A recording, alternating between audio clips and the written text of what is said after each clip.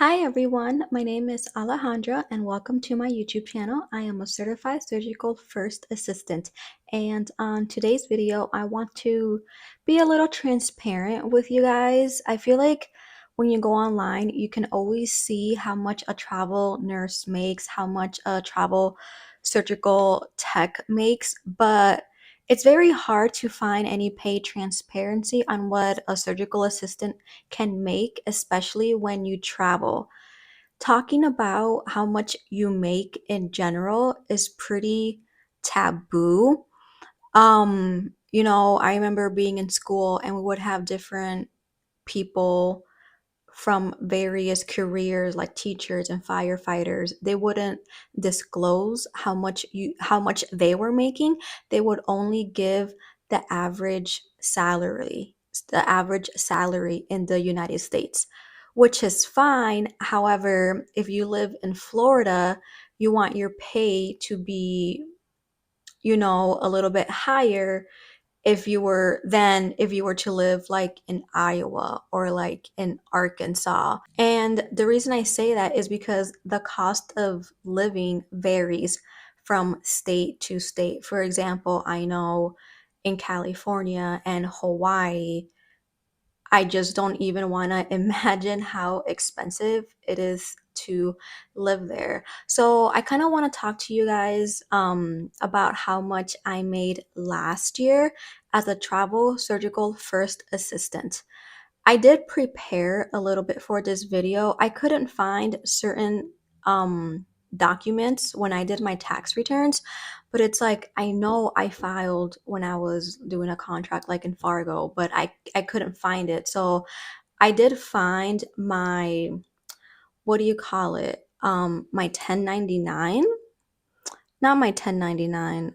I'm really bad with numbers and like taxes.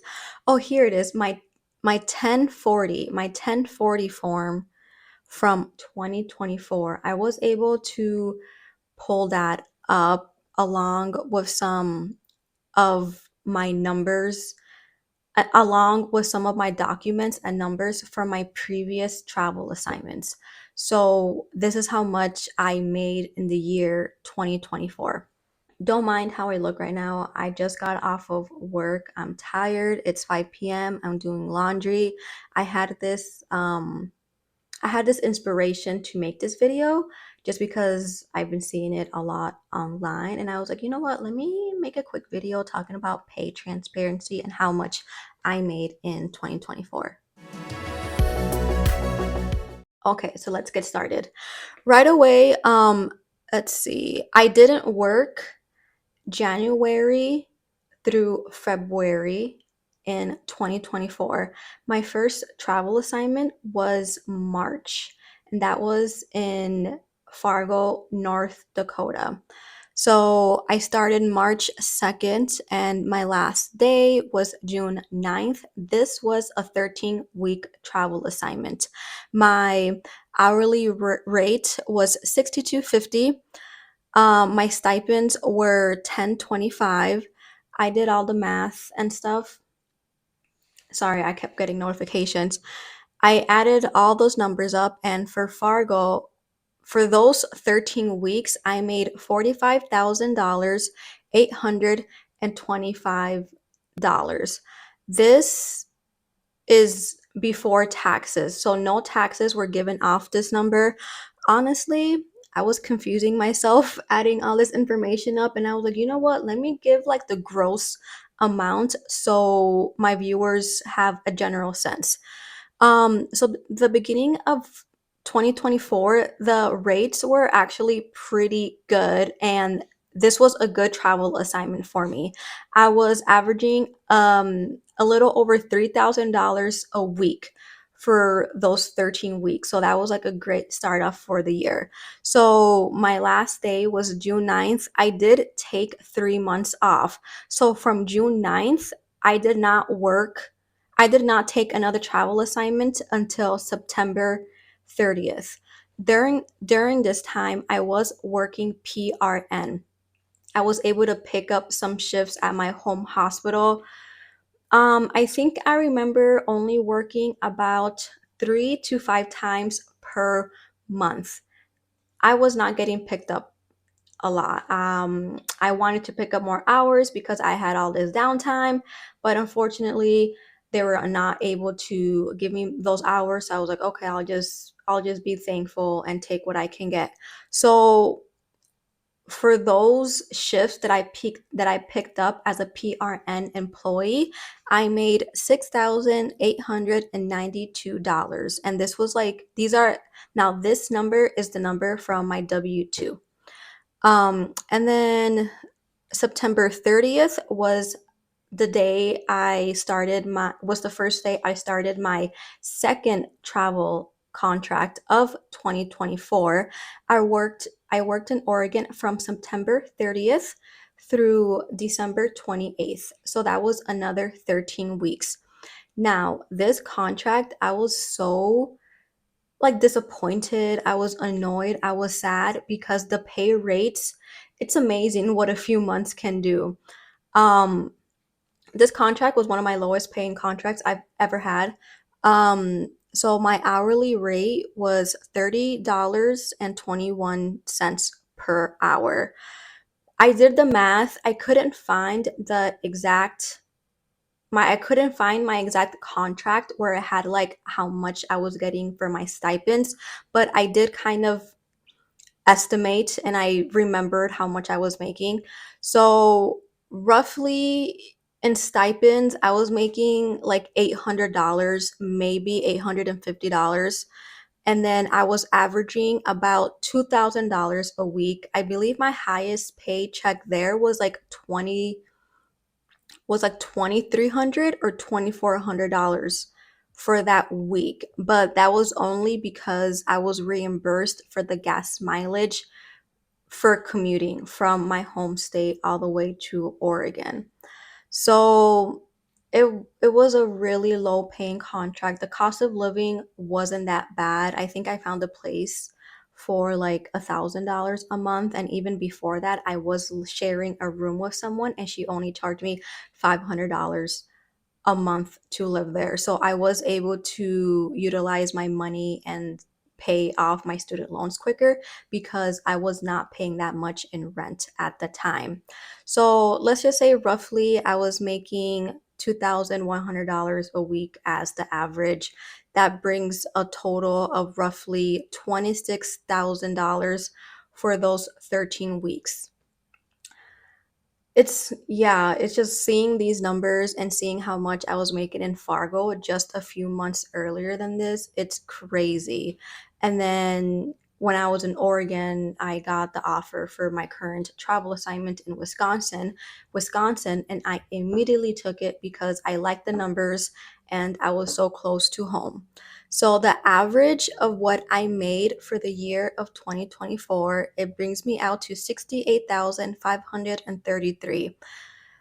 This is just an estimate because I couldn't find certain forms to give you guys the exact numbers, but honestly, $68,533 a year, that's not bad. I kind of want to go see. I should have looked to see how much I made the previous year. I did. I did. In 2023, I think I made $65,000. So I made about, $3,000 more. So I only did two travel assignments for 2024. Each travel assignment was 13 weeks. So I only worked for 26 weeks in the year of 2024. I did take 7 months off. I'm really bad at numbers and counting. So I took off January, I took off February. June 9th, I'm just gonna count that as me not working in June because I only work like 9 days that month. So June, July, August, September. So 4, 5. So roughly I took about 6 months off for the year of 2024.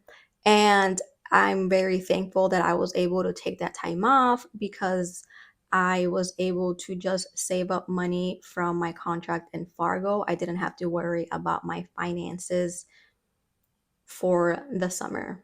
So I did the math for you guys. I hope I did this right.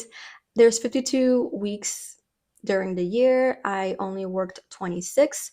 So half of 52 is 26. And I was not able to work for, basically half of the year in 2024. Obviously, I took time off here and there. It wasn't all at the same time.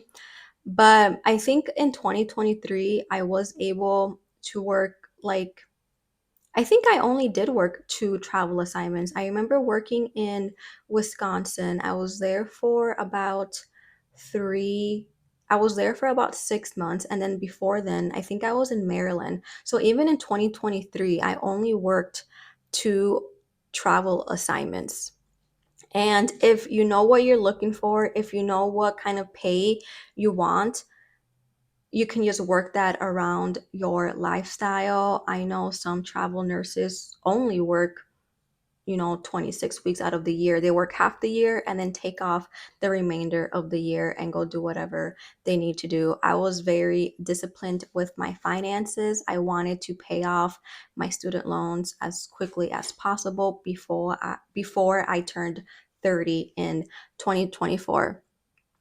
And like I mentioned earlier, I don't know why it's taboo to talk about how much you make. When people ask me at current travel assignments, or if people message me privately, I will happily tell them how much I was making, during this time of the year for this travel assignment. Um, I don't mind sharing that because I view that information as being educational.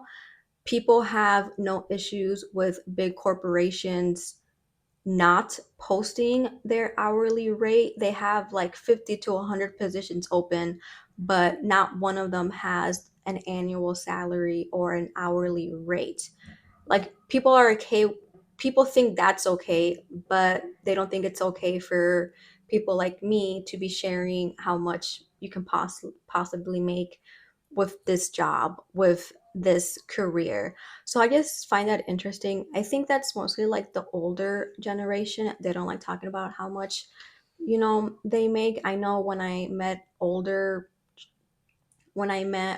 met older traveling other first assistants, they wouldn't give me like exact numbers. They would just give me like rough estimate, and I would be like, yeah, okay, that's helpful, but I want exact numbers. And then if you go like on TikTok or even on YouTube, you can obviously see the transparency in travel nurses and traveling surgical techs. But like I said, I view my channel as being informative, as educational. I want people to know how much money you can make as a travel first assist, or even as a regular surgical first assist. That is all I have for you guys. I wanted to make a cute and simple video for you, just talking a little bit about pay transparency, because I see a lot of people sharing that online with like common jobs and common careers, but not so much in what I do for a living as a travel surgical first assist. Let me know if you found this informative, if you want to see more videos like this. And if you have any questions, feel free to drop them down below and I will do my best to answer them. Thank you so much for watching, and I'll see you again for the next video.